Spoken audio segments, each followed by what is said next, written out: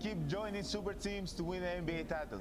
How about we work out together sometime so I can teach you how to carry your own team?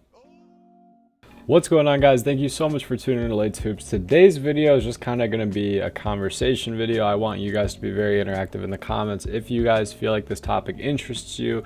Today we're going to just be discussing super teams and asking the questions, are super teams a problem for the NBA? But before we get into that, guys, I just want to say thank you so much for the support you've been showing on the channel recently. We're on the road to 1,000 subscribers and we just passed 700 subscribers, and I'm truly super thankful. If you're new here and enjoy NBA content, please be sure to hit that subscribe button. Without further ado, let's get straight into this video. Just again, re-asking the question, are super teams a problem for the NBA? Now, the first thing I want to ask is, as a fan, when you're watching the game, how does that make you feel? Because I know personally, and this is just something that I've learned through watching various podcasts, and I remember Draymond said it earlier, that when there is a David and Goliath effect in the NBA, more casual viewers are watching, more people are tuning into the NBA. Like when the Warriors and the Cavs, everyone knew, okay, the Warriors and the Cavs were going to go to the finals, yet we were all watching that, and that can just be easily proven through finals numbers. I just want you guys to pay a quick attention to this graph I have up on the screen. This is the finals viewing by the millions from 2004 to this last finals 2022. I just want you guys to pay attention to the fact that if you look at 2004, 2015 through 2019, those are kind of what I would like to talk about the most. 2004, obviously you have the Los Angeles Lakers battling against the Detroit Pistons, and on that Lakers team, that was one of the earliest of this 2000s, because obviously in the 90s there were some super teams and there were some failed super teams, but one of the earliest super teams that was being formed in the 2000s was this attempt at having Kobe Bryant and Shaquille O'Neal and Gary Payton and Karl Malone. Those two came in and everyone thought this was a guaranteed another championship. But in a David and Goliath manner, they were slain. They were defeated by those Pistons teams with Ben Wallace and Chauncey Billups and Rip Hamilton. All those guys, they made an incredible viewing, and that's why it sits at 18 million. And then you look at 2010 through 2013, we see that Spurs, just the very end of the Lakers and Celtics era. But then you see the viewing, it's right back up there when we have the Spurs and the Heat, two super teams battling back and forth. And then it dips down in 2014, and then right back again in 2015 when two super teams are battling, the Warriors and the Cavs. The viewing and the ratings are up tremendously. And then in 2019, the Warriors try to go from a super team to a super team with the acquisition of Boogie Cousins, and people honestly didn't even watch the playoffs or the finals because they thought that there's no chance that anyone's going to beat Boogie Cousins and the Warriors until obviously Kawhi Leonard and the Raptors introduced themselves. That's honestly one of the most underrated finals and playoffs in my opinion. If you guys haven't seen those, I guarantee you should go watch back at least the 76ers and Milwaukee series. Very, very interesting. And honestly, a lot of my Kawhi respect comes from those series, but that's besides the point. The year after, we see a finals, and obviously with the bubble and the Black Lives Matter movement and all that stuff, there was a ton of people who thought the NBA was trying to be too political and they weren't focusing mainly on the sport. And with the bubble, even though people had nothing to do but sit in their homes, they just didn't watch basketball. As you see, it completely plummets to 7.5 million. And not to mention, you have a one superstar Jimmy Butler versus a two superstar LeBron and Anthony Davis. People are not very into that finals.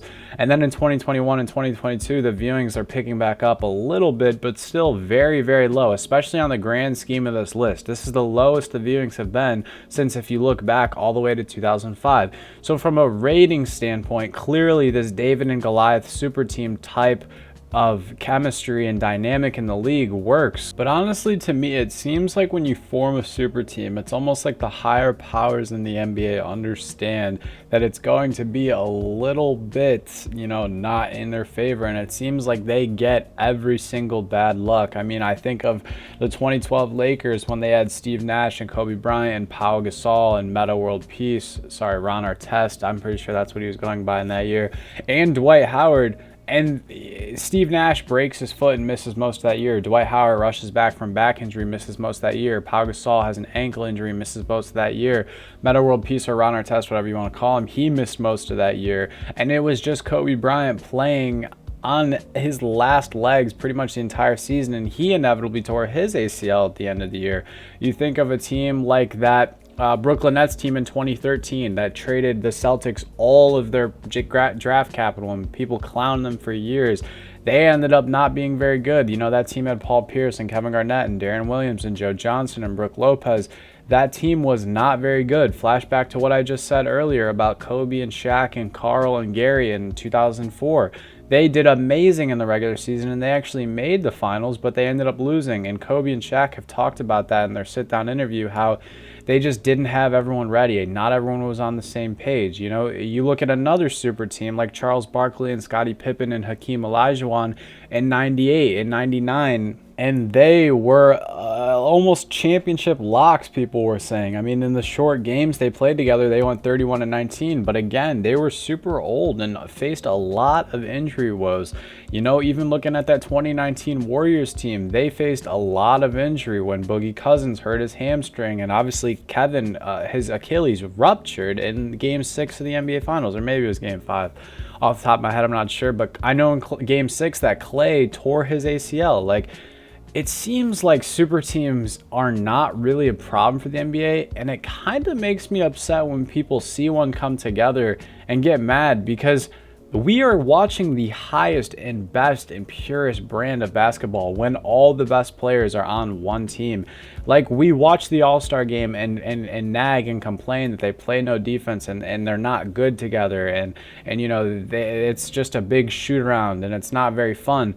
But then we watch the Warriors, and hopefully we'll be watching the Suns play, and then we'll complain that they're running all over the league and running every team over. Like, that is fun. It's fun to watch the best and greatest players play the greatest form of basketball. And what's even more fun is to watch opposing coaches kind of try to get in their bag and game plan against these super teams. In my opinion, the league has been there's been more parity in the NBA than there ever has since 2019, 2020. I mean, I would say 2020 more like it, but like, seriously, think about it. You have Kawhi and Paul George, a great duo, and LeBron and AD, a great duo. Obviously this season they're not doing so hot with the injury woes, but you have Nikola Jokic and the Denver Nuggets, and I guess you'd say Jamal Murray is his duo. He's looked amazing.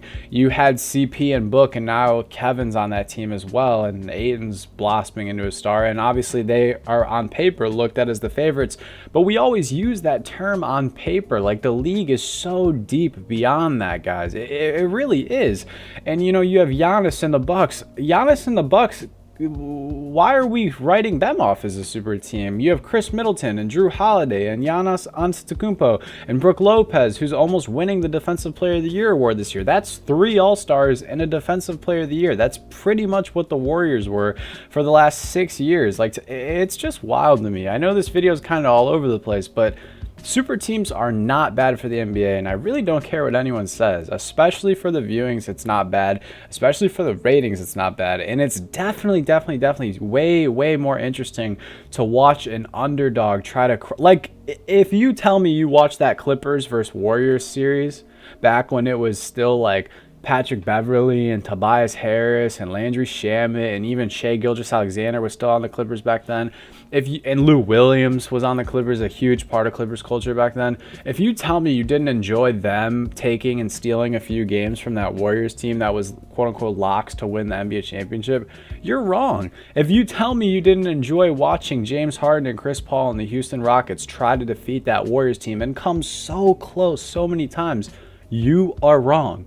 If you tell me you didn't enjoy watching the Cavs and the Warriors battle and clash in one of the greatest 4-year stretches we've ever seen, you are wrong. But at the end of the day, I could be the one that's wrong. So what do you guys think? Let me know in the comments below what you guys make of super teams.